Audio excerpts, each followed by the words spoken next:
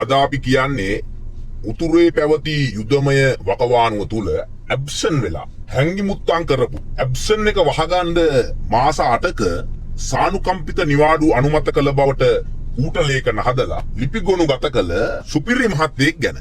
සුපිරි මහත්තයෙක් කිව්වට සුපිරි වංචාකාරයෙක් ගැන. නැත්තම් අද මේ අශික්ෂිතයෙක් ගැන.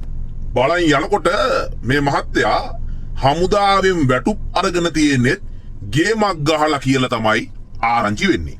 යුද හමුදාවේ කීර්ති නාමය විනාශ කරපු යුද හමුදාව කෙරෙහි ජනතාව තිබූ ගෞරවය කෙලසලා දාපු යුද හමුදාවේ පොදු සේවා බලකායේ ලුතිතන් කර්නල් රවීන්ද්‍ර මීගම ආරච්චි කියන දූෂිත නිලධාරියා.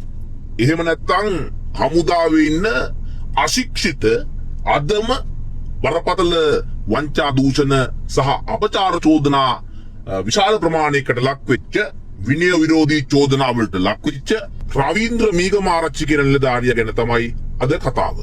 ඉතින් මේ යුද හමුදාවේ පොදු සේවා බලකායේ ලුතිතන් කර්නල් රවීන්ද්‍ර මීගම ආරච්චි කියන මේ මහත්තයා ගැන මේ කරන හෙළිදරව්වට අපි තව තවත් ඉදිරියට පියවර ගෙනියන්න මෙතනින් ඉදිරියට මේ රවීන්ද්‍ර කියන නිලධාරියාව අපි රවි කියන නමින් ආමන්ත්‍රණය කරමු. දියතලාවේ කෝස් එක කරනකොට ටිකිරිමාරි පැකට් එකක් ගන්න බැරුව හිටපු රවි මහත්තයා පානදුරේ පැත්තේ හදනවා හොටෙල් එකක්. රෂී ලේක් රිසෝට් කියන එක තමයි හොටෙල් එකේ නම.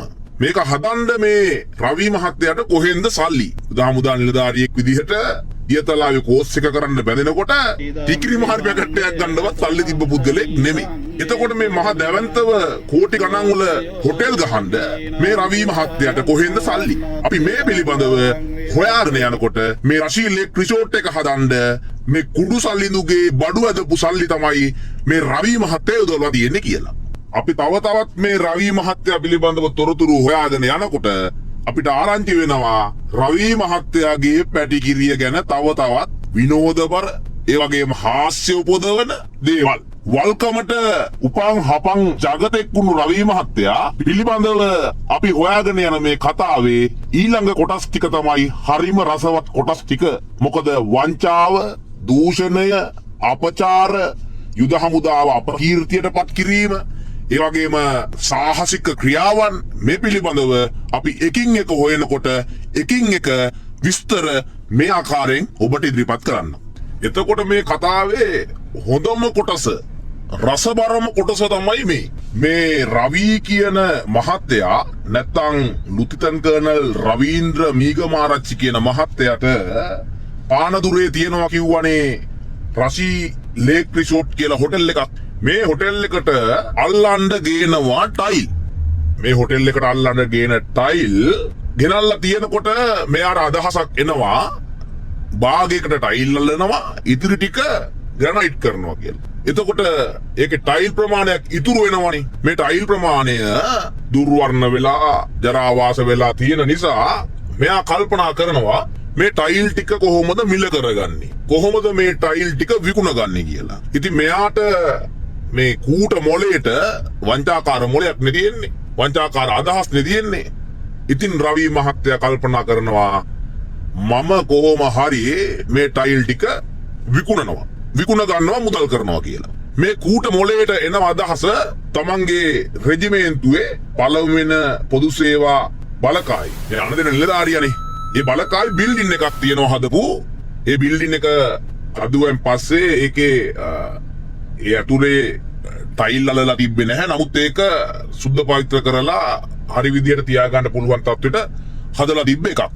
දැන් තමන් විසින්ම මේ ටයිල් අල්ලන්න පළවෙනි පොදු සේවා බලකායේ අර හදලා තිබ්බ බිල්ඩින් එකේ ඇතුළට ටයිල් ටික අල්ලන්න කූටෝපායක් යොදනවනේ තමන් ගාව තියෙන ටයිල් ටික විකුණ ගන්න ඕනේ හින්දා. එතකොට ශ්‍රී ලංකා යුද හමුදාවේ මූල්‍ය රෙගුලාසින් තියෙනවා. මේ වගේ වැඩක් කරනකොට ඒක අනුමැතියක් ගන්න ක්‍රමවේද තියෙනවා. මේවා ගැනවත් තඹයකට මායිම් කරන්නේ නැතුව මේ සියලුම දේවල් පැත්තකට දාලා තමන්ගේ හිතුමනාපයට තමන්ගේ ටයිල් ටික විකුණ ගන්න තමන්ගේ වංචාව ඒ විදියට සිද්ධ කරගෙන යන්න ඕනේ හින්දා තමන් විසින් හදන ඒ කූට සැලසුමේ ඉදිරි පියවර විදිහට මොහු විසින්ම එදා තමන් ළඟ හිටපු නිලධාරීන්ට කියනවා කොටේෂන් ගන්න කියලා. මේකට ලන්සුත් ගන්න කියලා. එතකොට ඒ ලන්සු අරගෙන එතකොට අඩුම මුදල් ලන්සුවටනේ දැන් මේකේ මේ කොන්ත්‍රාතක දෙන්නේ. මේ ටයිල් ටික ගන්නෙ.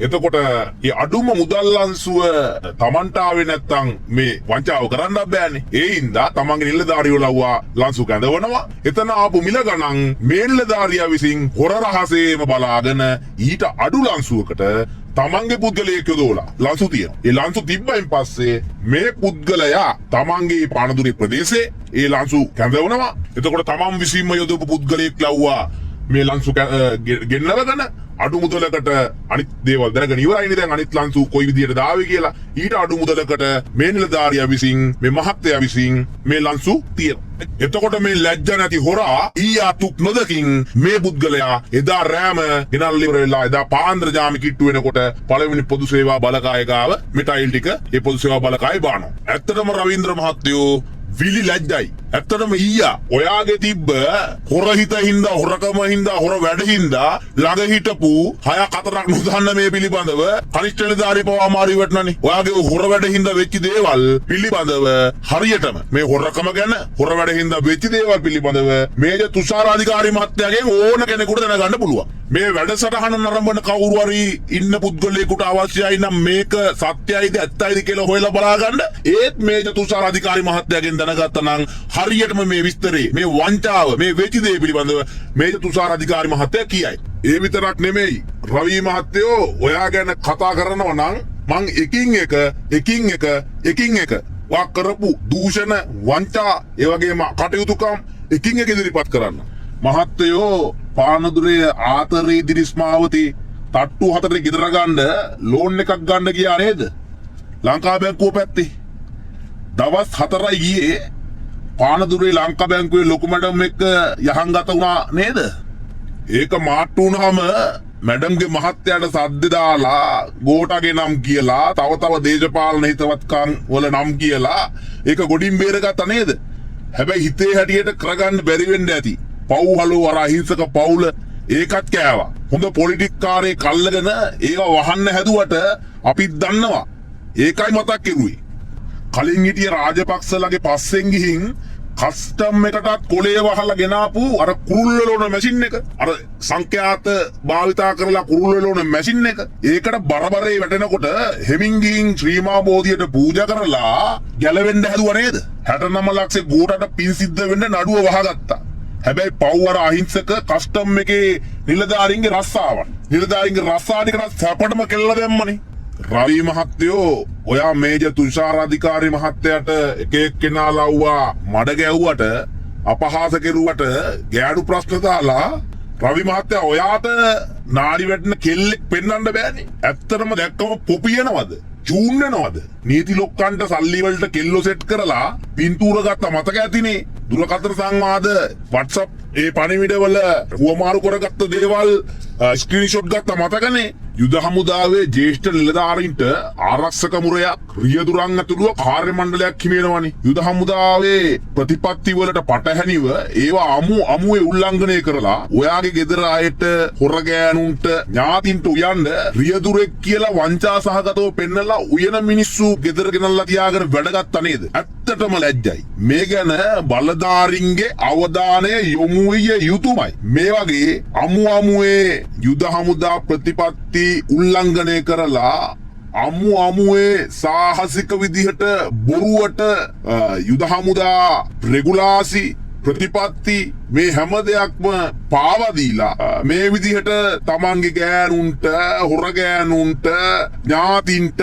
උයන්න රියදුරෙක් විදිහට බොරුවට පෙන්නලා මේ ගෙනල්ලා පුද්ගලයන්ගෙන් වැඩගත් එක නම් මහා සාහසික ත්‍රාණ ක්‍රියාවක්. මෙච්චර වැරදි අඩුපාඩු තියාගෙන යුද හමුදා ප්‍රතිපත්ති අමුවේ උල්ලංඝනය කරගෙන තව ලැජ්ජ නැතුව නිල උසස් වීම ප්‍රොමෝෂන් වනප්‍රසාද ඉල්ලගෙන නඩු දැම්මනේ. රවී මහත්තයෝ ඔයා හරියට කරපු එක වැඩක් නෑනේ. ඔයා වංචාවෙන් හොරකමෙන් කරන්න ගිල්ල හැම වැඩක්ම අපේ පත්තු කරගෙන මාට්ටු වෙච්ච දේවල්නේ කෙරුවේ. ඔයා හරියට කරපු එක වැඩක් තියෙනවා නම් කියන්න බලන්න. වතුර බෝතල් ගන්න ගියේ එකට බිල් දාන්න ගිහිනුත් කෙලව ගත්තා. යුද හමුදාවේ සොල්දාදුවන්ට තියෙන සලාකටික ගෙදර අරන් ගිහිල්ලිවරලා ඒක මාට්ටුලා ඒකෙනුත් කෙලව ගත්තා. අර කිල්නොච්චියේ ඉන්න කාලේ වයිබ් ගෙනමට වාහනයක් දාගෙන ඒකෙන් හම්බ කෙරුවා. මතක ඇතිනේ මාට්ටුනාම ලියුමක් දීලා බේරගන්න ගහපු ගේම. ඕව ඔක්කොම ඉවසලා ඔහෙට යුනිෆෝම් එකට ගැලපෙන බුද්ධියක් නැහැ කිව්වම ඒ මිනිස්සුන්ට විරුද්ධව නඩු දැම්මා. අමතක නම් මහත්තයාට ඒ එවපු ලියුමත් එක්කම දෙන්නම් බලන්න.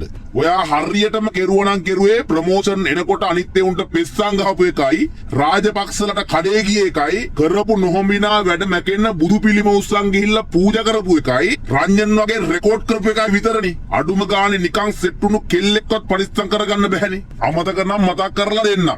නටන්න පුළුවන්, සින්දු කියන්න පුළුවන්, ඇහැට කන්ට පේන කෙල්ලෝ තමන්ගේ වාසියට තමන්ගේ වැඩ කරගන්න විකුණපු විදිහ ඕන්නම් මේක තුෂාරාධිකාරි මහත්තයා හම්බුණා නම් මතක් කරලා අහගන්න පුළුවන්. පනාගොඩ යුද හමුදා කඳවුරේ බෞද්ධ මන්දිරයක් හදනවා කියලා සිමින්ති කොට්ට වලින් ගැව්වා මතක ඇතිනේ. දානපතියන්ගෙන් ලැබුණු සල්ලි වලින් ගැව්වා මතක ඇතිනේ. බෞද්ධ මන්දිරේ මුවාවෙන් ඥානක්කාගේ මිත්‍යා දෘෂ්ටික මතවාද හමුදා වසර රිංගවන්න හැදුවා මතකයිනේ. මැදගොඩ අබේදිස්ස ආමුදුරෝ කඩේවලා මුල්ගල තියන්න ආපු වෙලාවේ කුකුල් බිල්ලක් දීලා එදා රෑමේ කුකුලව කටකැස්මට ගත්ත විදිහ මතක ඇතිනේ. ඒ හදපු විදිය ඕනම් මේ තුෂාරාධිකාරි මහත්තයාගෙන් අහන්න පුළුවන්. අර FM එකේ කෙල්ලට ඉන්න දුන්නෙත් නැහැ. දන්නවනේ අර මොරටු එක්කෙනා පොඩි කෙල්ලෙක් කලෝයේ බැංකුවට ගියා මේකේ මැනේජර් නෝනට ඉන්න දුන්නෙත් නැහැ. අවිස්සාවෙල්ලේ කැමරා තාත්තයාගේ ස්ටුඩියෝ එකේ හිටපු TikTok පොඩි කෙල්ලොන්ට ඉන්න දුන්නෙත් නැහනේ. ඔෆිස් එකේ නටුම් කණ්ඩායමේ කෙල්ලන්ට ඉන්න දුන්නෙත් නැහැ. බලගෙනකොට මාරම අසහනකාරයෙක් ඔයා. මෙහෙම මිනිසුද මේ හැත්තට මේ හමුදාවේ රාජකාරී කරන්නේ. අර YouTube කරන ප්‍රසිද්ධ තට්ටයගේ ගෑනිටත් කෙලින්න ගියානේ. ගෝටගේ පස්සේ ගිහින් ගත්ත අනදින නිලධාරීකමත් කරගන්න බැරි වුණානේ. මේවා මාට්ටු වෙනකොට රෙකෝඩ් කරපු එළියට දාලා අදාළේ උන්ට මඩ ගහලා දානවා. නෑදෑකමට ට්‍රාන්ස්පෝර්ට් කරන්න දීපු බඩු වගේක් මගින් උස්සලා වෙන කාටද විකුණලා මාට්ටුනාලු නේද? ඒ රණ්ඩුව දුරදිග ගිය නිසා නේද ආරක්ෂාවිල්ලා මැරෙන්න හැදුවේ. නෑදෑකමට සමාව දුන්නට ඔය මරිසිය හැමදාම කරන්න ලැබෙන එකක් නෑ නේද? මයික් මාත්තයෝ ලැජ්ජයි. සල්ලි වලට තමන්ගේ දුවත් කුඩුකාරයෙකුට විකුණුවා. තට්ටු කරලා අහනවත් හදවතට තමුන් තාත්තා කෙනෙක්ද කියලා ඉවරලා. 69 ලක්ෂයේ ගෝඨාගේ අතිරේක ලේකම්වරු පස්සේ වැටිලා යුද හමුදා නිලධාරියෙක්ව ඉන්නකොටම කැබිලෙච්ච පුදබිම පාර නිසි බලධාරියා නමින් තනතුරක් ලියාගත්තා. ඒ තනතුර අරන් බෞද්ධ පුදබිමක් මහා විනාශයකට අරන් ගියා මතක ඇතිනේ. ප්‍රතිමා කඩලා විසි කරලා නටපු පිස්සුව ගැන කොටියාගල යාල සෙල්ල කතරගම පැත්තේ මිනිස්සු හොඳට කියනවා. කනිෂ්ඨ නිලධාරීන් ඉස්සරහා මහලොකු වැඩක් කියලා පෙන්නන්න නිලධාරීන්ගේ හඬපට අහන්න සලස්සපු එකයි. ඒ වගේම හමුදාවේ තොරතුරු YouTube කාර්යයන්ට විකුණපුවා. මුදල් වලට එක එකාගේ කොන්ත්‍රාත් වලට YouTube කාර්යයන්ට තොරතුරු දීපුවා. උන් එක්ක ෆෝන් වලින් කතා කරපුවා. ගෙවල් වල läගපුවා. සාක්ෂි එක්කම අපිට ලැබිලා තියෙනවා. ඒව ළඟදීම කොටසින් කොටස ඉතා ඉක්මනින්ම අරගෙන ඉන්නම්. දැනට ඔය සෙල්ලම ඔය කරගෙන ගිය විදියටම කරගෙන යන්න අපිට කියන්න තියෙන්නේ හැලියේ හිටපු කකුලුවට වෙච්චි දේ ඔයාටත් වෙන්නේ. එහෙනම් අපි ගිහින් එන්න.